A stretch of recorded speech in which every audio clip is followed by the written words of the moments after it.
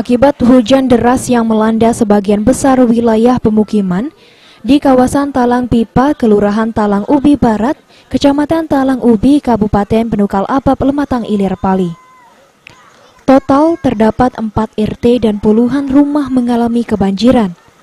Kondisi ini terjadi akibat tingginya intensitas hujan mengguyur sehingga menyebabkan meluapnya Sungai Abab.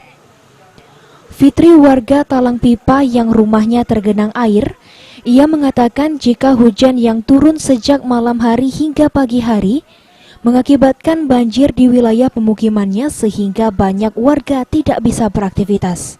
Ya. Sampai hari ini lah. Hari ini, kita hujan ya? Hujan. Berapa ketinggian? Ketinggiannya? Ya. Tidak tahu lah berapa ketinggian nih kan? Semeter? Semeter lebih lah kalau Kita ngungsi belum? Hah? Ngungsi belum? Kami? Ya. Yang kami lah nak hampir kena.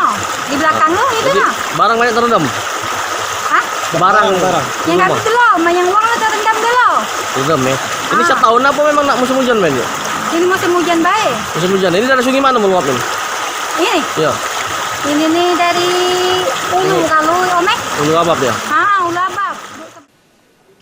Ia mengatakan ini merupakan banjir terparah dari tahun sebelumnya.